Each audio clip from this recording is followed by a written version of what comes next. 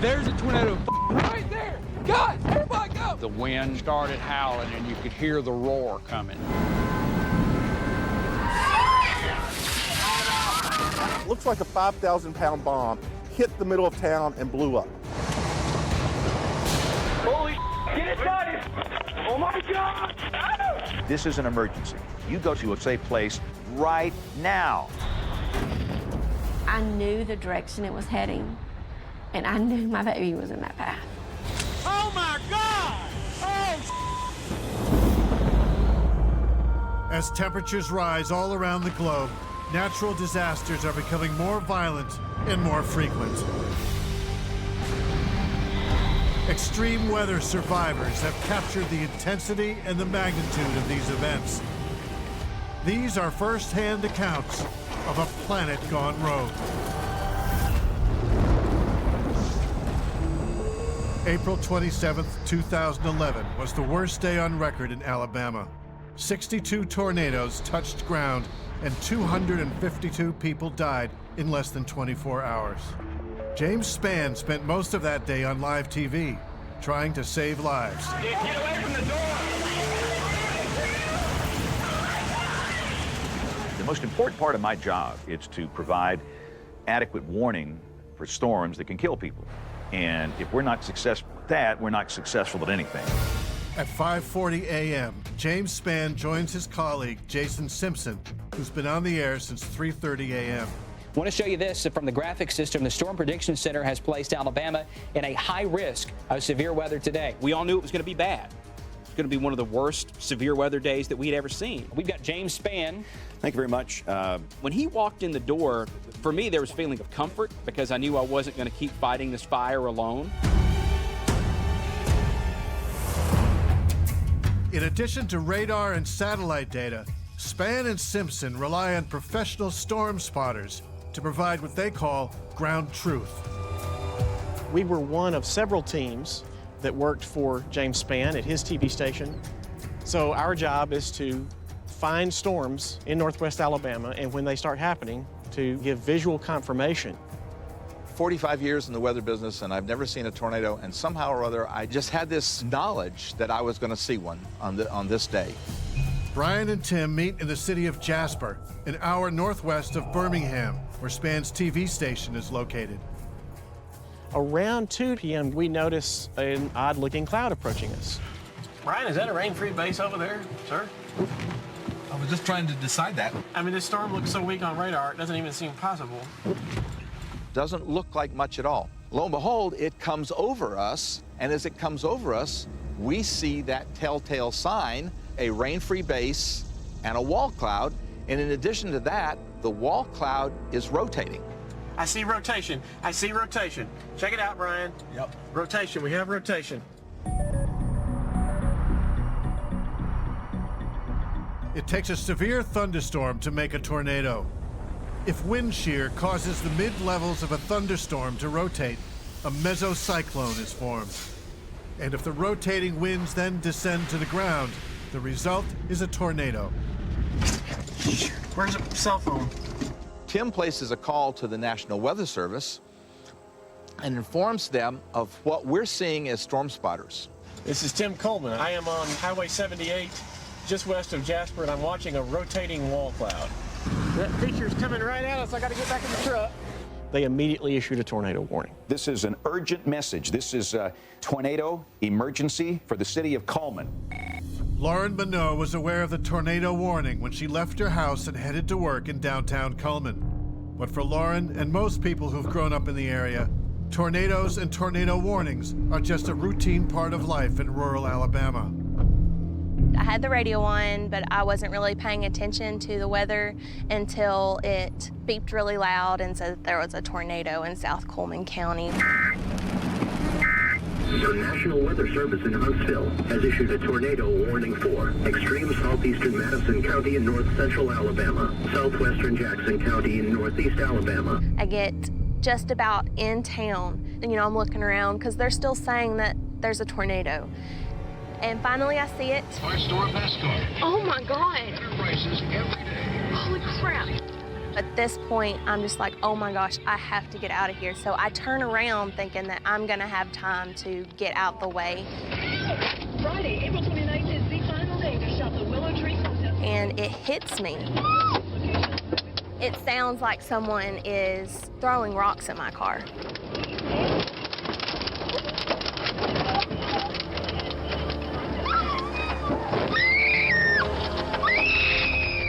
And at this point, I feel like I'm being lifted up because I had that weird feeling in my stomach. You know, like when you're riding a roller coaster.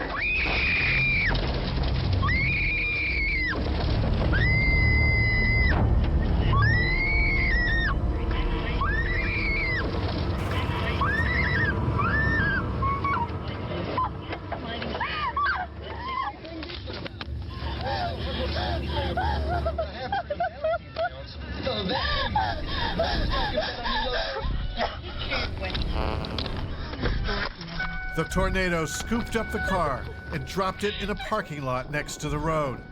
Fortunately, Lauren escaped without injury, even though she ignored all the warnings. In 2011, about 80% of all tornado warnings were false. A warning was issued, nothing happened at your house. And after repeated warnings like that, where nothing happens, it's cry wolf, the boy that cried wolf. And we know that people seek confirmation when they hear a warning. They believe it when they see it. They turned on the television, and we had the live stream of the tornado. There it is. And again, this is coming right through the middle of downtown Cullman. You can see the debris. The live streaming images broadcast on TV left no doubt in Kim Cross's mind that this storm was dangerous and deadly. She's a journalist and longtime Alabama resident. When we first saw Cullman on TV, you get this terrible feeling in the pit of your stomach. You think, my God, people could be dying. I'm watching on TV as people are dying. You know, I grew up with tornadoes. I remember being in first grade and having to do tornado turtle, where you get down in the hallway and put your, crawl up in a ball and you put your hands over your head and protect your head. The tornado turtle is a leftover from a nuclear bomb awareness film dating back to the Cold War era. And the air raid sirens, many installed during World War II, are no match for the deafening roar of a tornado. You might hear a siren on a calm day with no storm, but during a raging thunderstorm that is 65,000 feet tall, with a tornado and driving rain, in unbelievable thunder, you can't hear a siren. They're worthless. But if they see a tornado live on television, then they will do something. The Cullman tornado was an EF4. EF stands for Enhanced Fujita, a scale which classifies tornadoes from 0 to 5 depending on the wind speeds and the damage they inflict. The Cullman EF4 stayed on the ground for more than 65 kilometers, and close on its heels, an EF5 tornado slammed into the city of Hackleburg. So if you have family that live in Lawrence County, up around Moulton and Hatton, call them now. Let them know that there's a large, violent tornado on the ground moving across Lawrence County.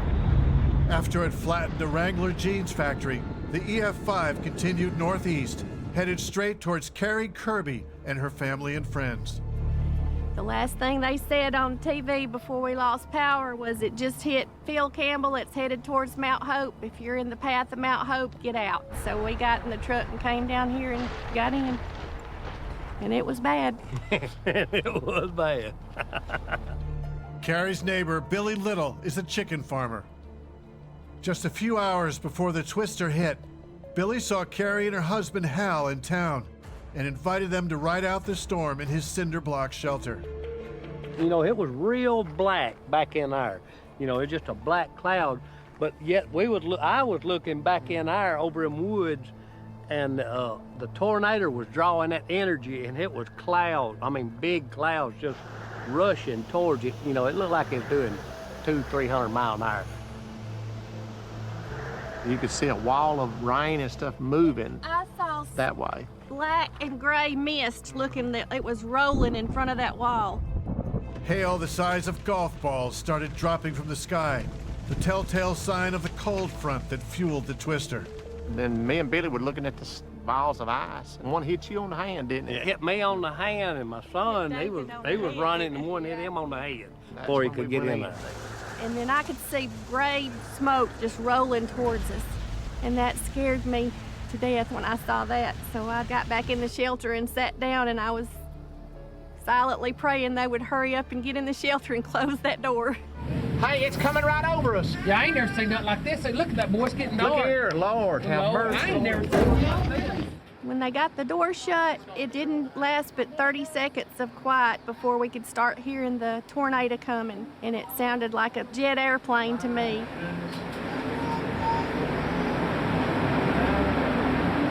There's that train. Yeah. And it just kept getting louder and louder and louder.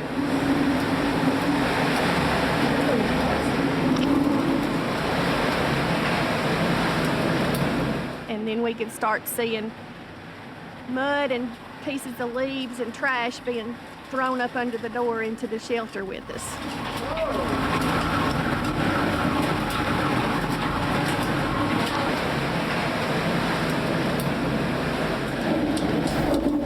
The tornado does not let up, and there's not much to do but hunker down and pray. One of the deadliest super outbreaks in the history of the United States has unleashed a rash of violent tornadoes on the towns and farmlands of Alabama. For the unlucky victims, it seems as if the entire planet has suddenly gone rogue. Holy crap. Carrie and her friends find shelter in a bunker to escape an EF5 tornado headed straight for them.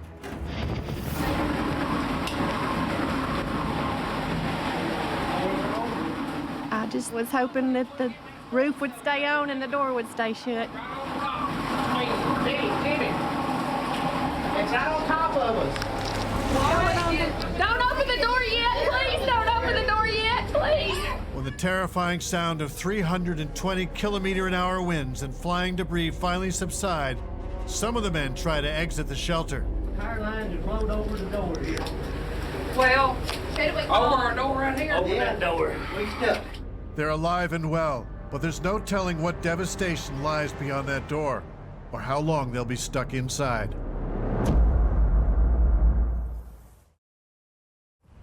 Finished with Mount Hope, the violent long-track EF5 tornado plowed through several more rural towns, leaving behind a wake of destruction over 210 kilometers long, with 72 people dead. But there was more to come, as storm spotters Brian Peters and Tim Coleman would soon discover.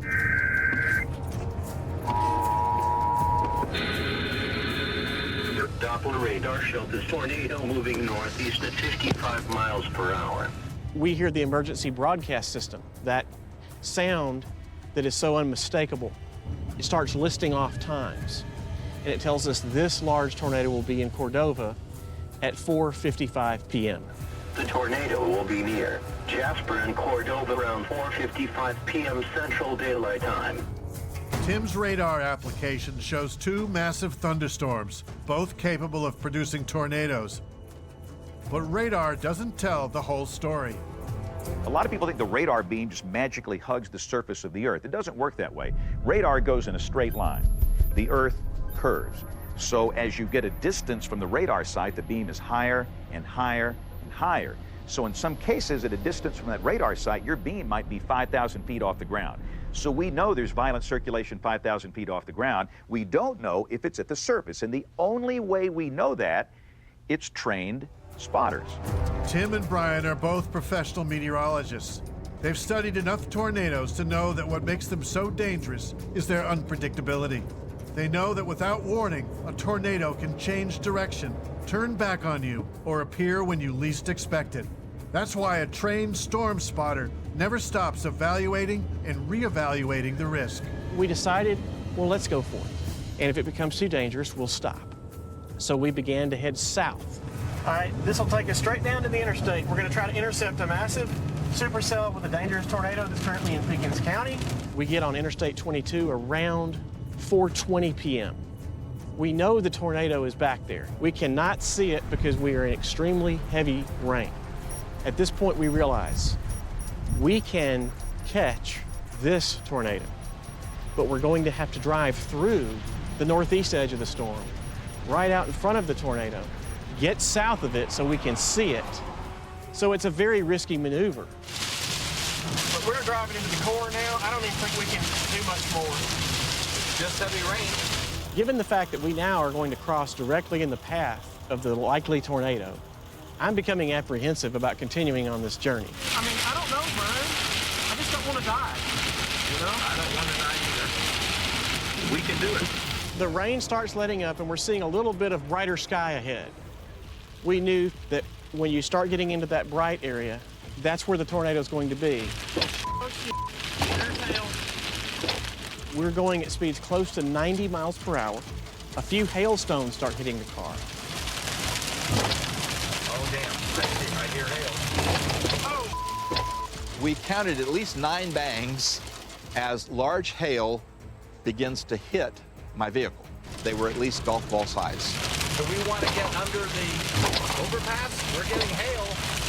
Oh, I mean, we're directly in the path of the tornado now. Brian then starts asking me, should we stop? And I said, no, we cannot stop here. We are directly in the path of the tornado. If we stop here now, we will die. Just haul ass. You got a good view coming up right here. There's the tornado. Okay. Oh my God, it's there. I see it. Just keep back, keep driving. Drive. Just keep driving, man, because it's coming at us. Where's my phone? Let me have my phone. Drive. My first thought was, I need to call James Spann at ABC 3340.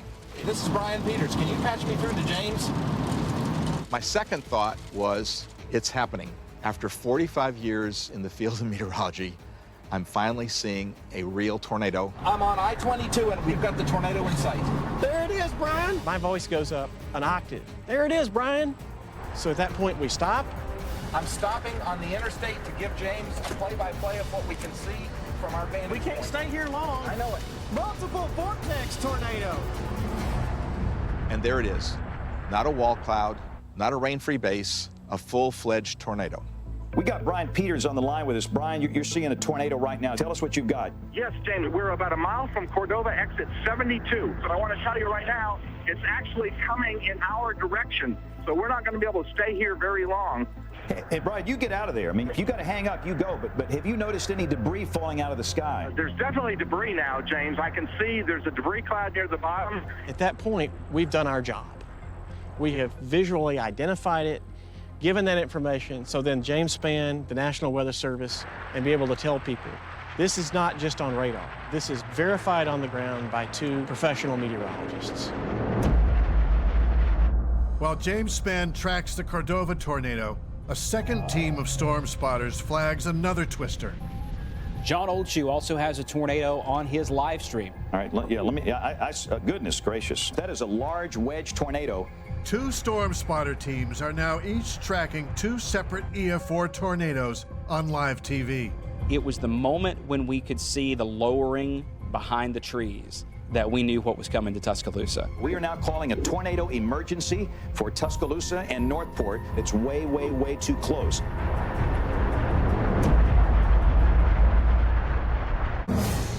On April 27, 2011, one of the worst tornado outbreaks in U.S. history is barreling through the state of Alabama and has already claimed dozens of lives. Get away from the door! The magnitude of this super outbreak has caught everyone by surprise. So far, 43 tornadoes have struck. There's the tornado. Keep back, keep driving. It's out on top of us. Don't open the door yet. Please don't open the door yet. Meteorologists James Spann and Jason Simpson scrambled to get the word out and to save lives. They tracked an EF4 that devastated the small town of Cordova, population 2,100.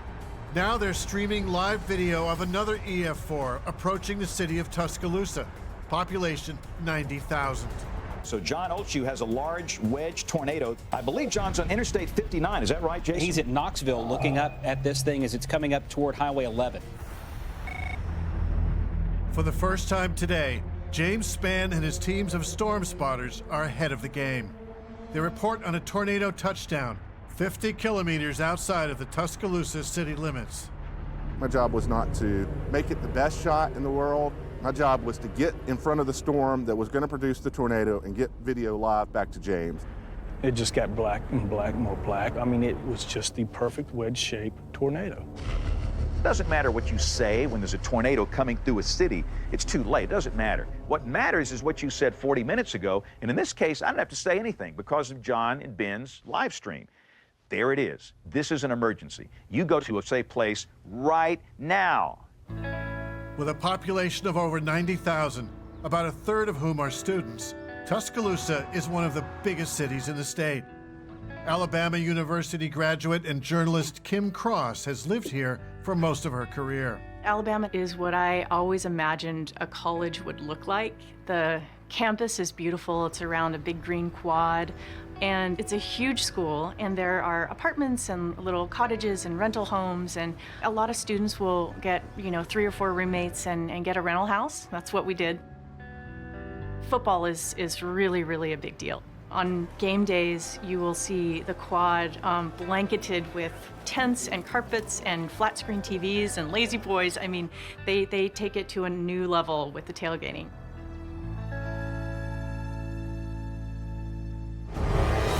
But today is not that kind of day. A large EF5 tornado is fast approaching the heavily populated college town. Let's look at the Tuscaloosa Skycam. Jason is working that. While Spann tries to convince his audience to take shelter, 2 young daredevils, Ryan Chandler and Nate Huguet, have ideas of their own. I'd always wanted to chase a storm, so I posted a tweet about who wants to chase a storm with me. My friend Nate said I'm in. Nobody should be driving. Everybody down there listening to me on radio in Tuscaloosa, stop now at the next exit, the next convenience store that will let you in. At this point, it's still lighthearted and fun, and we're making jokes. As we get on 359, we start to be able to see the tornado. If you know anybody that maybe doesn't have electricity and cannot watch us or listen to us, make a call. That thing's huge. The camera, for those of you that are watching maybe for the first time, this is on top of the Tuscaloosa County Courthouse. We're going to back up a little bit so that it's not so shaky, but look at that. Right, and this thing is still southwest of downtown Tuscaloosa. Moving north. That's southwest of downtown Tuscaloosa. There it is. You can see debris in the air. Look at the debris. Look at the debris in that. Goodness gracious. This will be a day that will go down in state history, and all you can do is pray for those people. The twister has been on the ground for close to half an hour. There's a tornado right there. Guys, everybody go. Wreaking havoc through the city suburbs. It is right in there. With smartphones and digital cameras, awestruck residents capture images of the tornado as it marches past. Oh my God. Towards the heart of downtown Tuscaloosa at McFarland and 15th Street. This is a large, violent tornado coming up on downtown Tuscaloosa. Be in a safe place right now. So now we're starting to see the flashes. There it freaking is. Oh my God. Okay, speed up. It's out the passenger window, so of course Nate's filming and looking at it, and it's not until it's right on top of us that I actually get my first view of it. Go, Chandler. Never in my life will I see this again. Oh my God. I turned the car around so that I have the opportunity to see the storm out the front windshield. Chandler, do not go back that way. Nate, film it. I am. And it's right there in front of us. There's 2 of them. We need to go that way. No, Chandler, go back. We're fine. Chandler, go the back. I'm not kidding. This being my first opportunity to see the storm, I'm kind of like a moth to light at that point. I'm just gonna sit there, and he yelled at me and told me to go back. So we put the car in reverse down the wrong side of the interstate.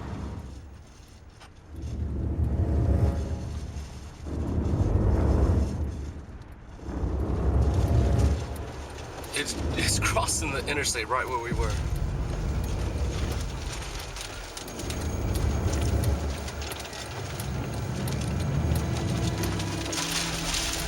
Oh my God.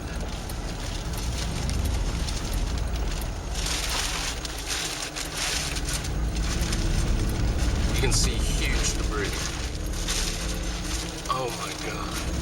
That thing is destroying everything.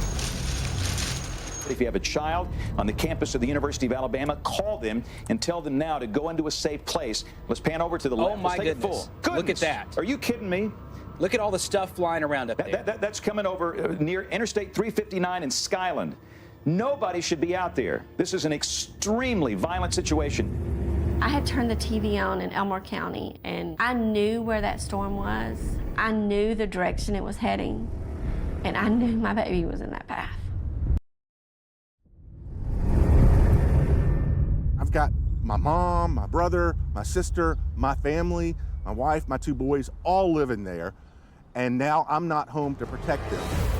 Students living off campus in ground floor apartments take shelter in bathrooms where pipes in the walls and bathtubs offer protection. Get back there! Oh my God! Holy, look at it, dude!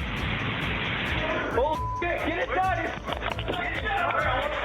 It's fucking massive! He texted me at 5:12 and he told me, he said, this thing is huge, I'm fine. And I texted him back and I said, so y'all are okay? Oh, it's right outside. Oh my God! The phone cut off at 5:13. I knew in that second she was gone. Moments later, the tornado comes knocking at Will Caruso's door. Incredibly, like so many others, he has the presence of mind to keep recording with his smartphone. It is exactly 5:14. The tornado is passing over us. Tuscaloosa, Alabama. I love you guys. I love you guys. Holy holy Lulu, stay! Lulu, got my goal! I got it! We were all holding on to each other. I was holding on to 2 dogs and trying to pry myself between 2 walls and just doing whatever I could just not to get sucked up. Oh, God. Windows are going out! The water's coming down. The floor's coming down. A large tree behind the house fell on top of the roof, and beams from the attic and insulation and drywall came pouring down on top of us. Oh, God. The wind is tearing his house apart, but Will's smartphone is still recording. Something fell on your roof, man. Still pretty windy out there, but... Oh, my God. Look at it. Hold it. Oh, my God. Look at it. After it passed, the backside of the house was just demolished, just crushed. All the windows are blown in, glass and drywall. Tornado just passed over the house. The house is destroyed. Oh, my God. Everything is gone. There's got to be people trapped in there. We got to check on them. The tornado's fury lasted only 15 to 20 seconds, but the damage it caused was apocalyptic, and it's not over yet. It's still on the ground, on a path towards its next victims. We're going to get hit by a tornado. On April 27, 2011, the state of Alabama is under siege. Oh my God! That thing is destroying everything. The Super Outbreak's latest tornado barreled through downtown Tuscaloosa. Now it's headed toward the nearby town of Holt, Alabama. Vietnam veteran and environmentalist John Wathan knows this storm is the real deal. Here it is, boys and girls. And our weatherman, James Spann, is normally cool, calm, collected. Nothing rattles this guy. But I don't want to be so specific. I want everybody in the city limits of Tuscaloosa to stay sheltered. I heard something in his voice I'd never heard before. The urgency now is for those of you out here in the eastern side of town, over here toward Cottondale and Holt and Alberta City. People can read me. I've been here since the Civil War. I'm old as dirt. I've been on television forever.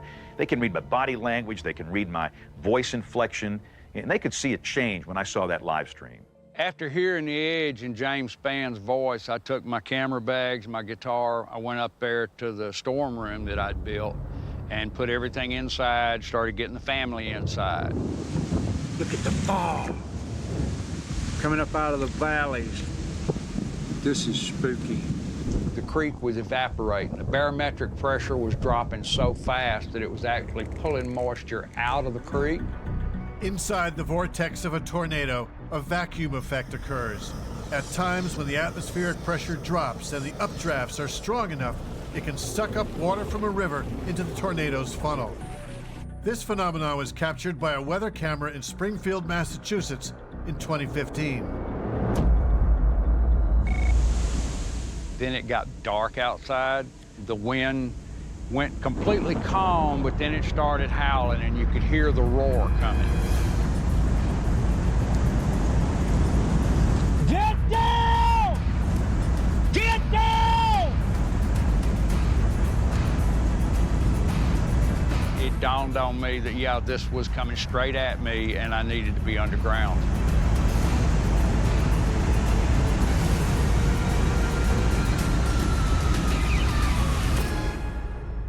That's where I cut it off and ran underground. That's a dumpster in the air right there. When I looked up over the camera and saw that, it's when this is not a viewfinder, this is real. We're in the storm room. Listen, I got one bolt locked on the door when it started rattling. There goes the house. At one point, we could hear what I thought was the house leaving, but it was actually my neighbor's trailer. It picked his trailer up and slammed it up against the house and just demolished it.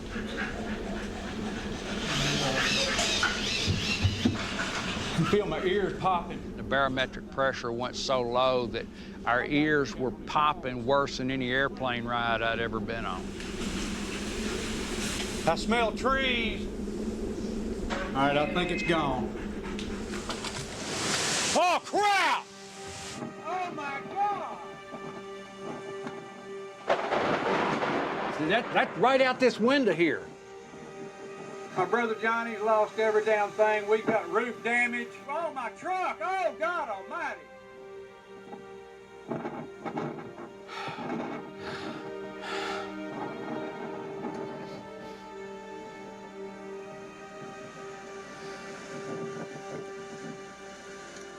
Have you seen this lately? No. No. Sorry. It was gone, man. Oh, my God. We were bloody lucky. That house was built right after Hurricane Katrina to withstand 200-mile-an-hour winds. I built it. My God, this son of a bitch. Oh, my God! Oh, my God! I don't like to watch this. Oh, my God!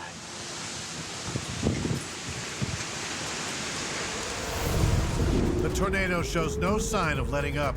It's growing in size and power and becoming more dangerous by the minute. Holy freaking huge, man. This is the storm right here that produced all of the damage in Tuscaloosa County coming up toward Birmingham. And again, it is a clear call to action. There it is right there.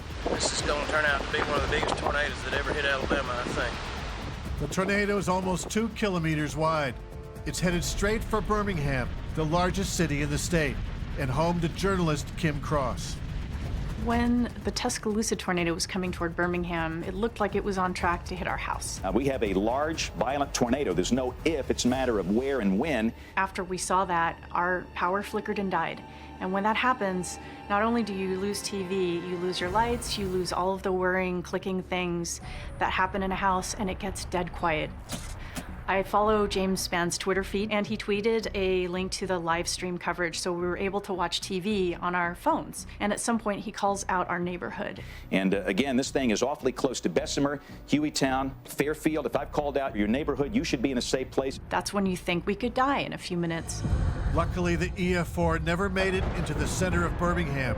It changed course, missed the downtown area, and then headed straight to the suburbs. We came out after the warning expired, and we looked around. There was not a leaf disturbed in our neighborhood, and we thought, well, was that it? And 7 miles away, Pleasant Grove was devastated. Tornadoes are the Russian roulette of storms. No one can predict when or where they'll strike. And while Kim Cross and her family don't suffer damage or harm, not everyone was so lucky.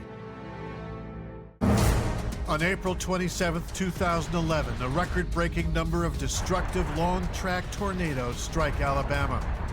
The storm is on a rampage, destroying several $1 billion of property and taking scores of lives.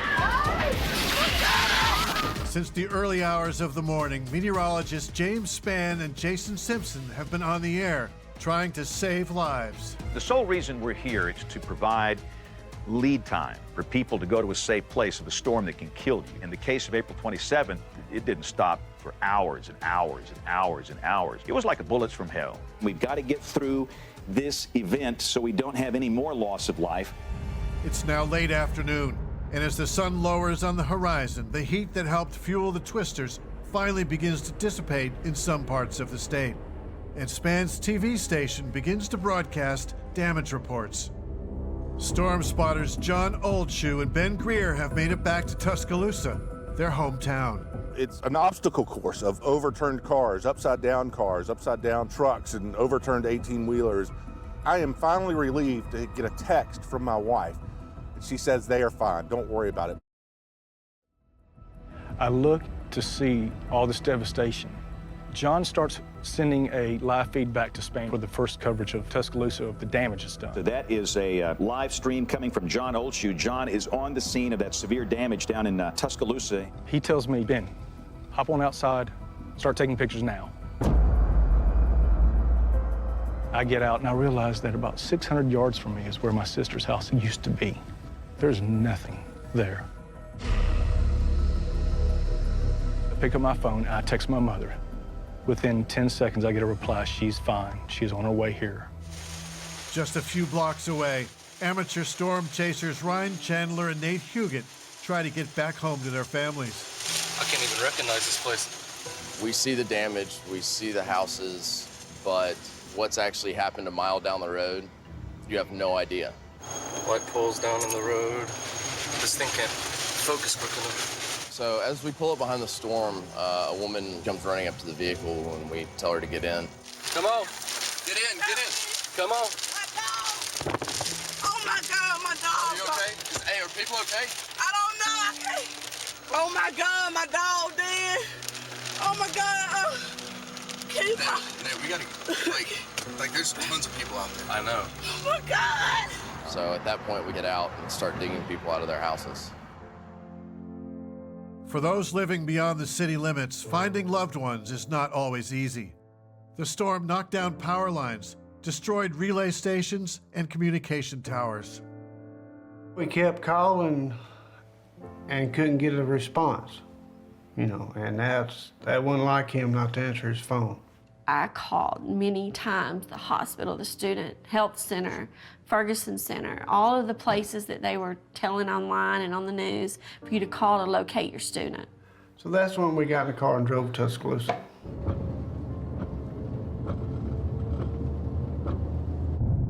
Pratt City, a bedroom community of Birmingham, has also been hit. That's where Alter lives, but he was lucky. He was at work when the tornado slammed into his neighborhood. I got a call from a female friend. She says that the storm was in the area. Then I got another call from another one of my neighbors. He was like, might want to try to get home. I said, man, it's looking like a third world country over here. Alter's good friend, filmmaker Tig Knight, filmed as they surveyed the damage. Power lines down, debris everywhere. Devastation. Yeah, people just everywhere. Siding thrown everywhere, everything was in the yard. A neighbor's house, I could see directly into his kitchen. And walk in the house and I could just look up and I could see the sky just like I can see it right now. It was almost like it just had a sunroof. The top half portion, the roof was completely gone. Everything was in disarray and it was devastating. And like I said, knowing where different things were placed and located, and now it's just completely gone. It was your bedroom. It really didn't sink in until you just had time to sit down and think about it. Probably felt good that you wasn't home. Yeah, exactly. If I was at home, I was going to either be in one or two places. It was going to be one in my bedroom or two downstairs in the basement. And my bedroom, two of the walls that face outside were actually gone. So, you know, it could have just came, couldn't be here today, so, you know. What's going through your mind like right now? I don't know. Rebuild or move? Yeah. That's the question. Yeah. That's the question right there. Major question. To stay and rebuild, or leave and begin a new life somewhere else, perhaps even in a safer place. That was the question on a lot of people's minds that day. An unprecedented tornado outbreak strikes the southern United States on April 27, 2011. The hardest hit are the residents of Alabama, where over 50 tornadoes have touched down so far and wreaked havoc. Carrie Kirby and her husband Hal found shelter in Billy Little's bunker, but now they're stuck. The power lines have flowed over the door here. Over our door right here? Over that door. We stuck. So 3 or 4 of them put their shoulders up against the door and shoved until they got a big enough crack that Hal could stick his head out the door. Billy said, "What do you see, Hal?" And he looked around and he said, "Nothing, Billy. I don't see anything. It's all gone." They all got the telephone pole off the door and we came out and there were just piles of debris everywhere, metal twisted everywhere. We looked over there, and the black and white horse that had been in this field right behind us was sticking out the top of one of the chicken houses that was laying on the ground, and he was flailing his head around. And I just couldn't look at that anymore, so we went over towards Billy and Nancy's house to look at what was left over there. His house had been stone, rock, brick, and the walls inside were tongue and groove walls, and there was nothing left that you could recognize in that pile of debris except a rock fireplace sticking up in the middle of it. There wasn't really an option to pick up and move. You just take one day at a time and dig in and build it back. Further south, the Stevens drive to Tuscaloosa to search for their son William, who has not reached out to them in over 3 hours. It looked like somebody had come in and dropped a bomb on the place, because you could not drive down McFarland Boulevard. Will had decided to ride out the storm with a childhood friend, Danielle Downs, and her roommate, Lauren Brown. The house was surrounded by a lot of trees, and it took the trees down, and one come down and just took the whole house, just centered the house. When they found him, he had one under one arm, one under the other. He was on top of both of them. Yeah, he was laying over top of them, and they was holding hands. And Lauren's nails had broken off into his hand. Yeah, had broken off into his hand. She had squeezed his hand so tight that her fingernails broke off in his hand. Lauren's mother, Ashley Mims, found her daughter in a hospital morgue. She had pieces of debris in her hair, a broken Xbox game, dirt and stuff like that, grass, leaves, mixed in her curly hair. And she was just asleep, is what it looked like. In all, the death toll was 252, a number that haunts James Spann to this day. That number will be etched in my mind until the day I die, because that's the death toll. That's the only number I'm focused on. History is going to judge what I did on the Green Wall, but the number of people that died lets me know that there was a lot of things we didn't do right. And yet at the same time, a lot of people that lived, there were some things we did right. I believe, like he does, that what we do is a service. We want to serve the communities that we love. So when we looked at each other about 11 o'clock that night, when the final tornado warning had ended and we signed off the air, there was nothing to say. There was just a heaviness, there was grief, there was sadness, because this was our state. Many records were broken that day. The frequency of the tornadoes, the distance they traveled, and their wind speeds. And while much about tornadoes remains a mystery, modern research can increase warning lead times using computer models and ground observations. Because as global temperatures continue to rise, it's likely that the frequency of super outbreaks will also continue to rise. And meteorologists like James Spann can do little more than prepare for the next catastrophe and find new ways to save more lives. Often in the weather enterprise, we're very guilty of being narcissistic, and we thump our chest, we talk about we save lives and we're so good. Well, we didn't save 252 in my state that day. I won't accept that, and I'm very driven to find out what went wrong. Let's get in there and fix it. The physical science was excellent. The social science, behavioral science, we have to learn.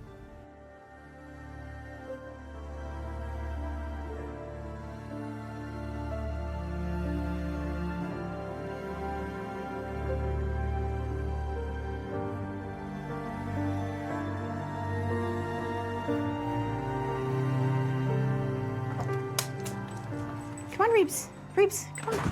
Reeba.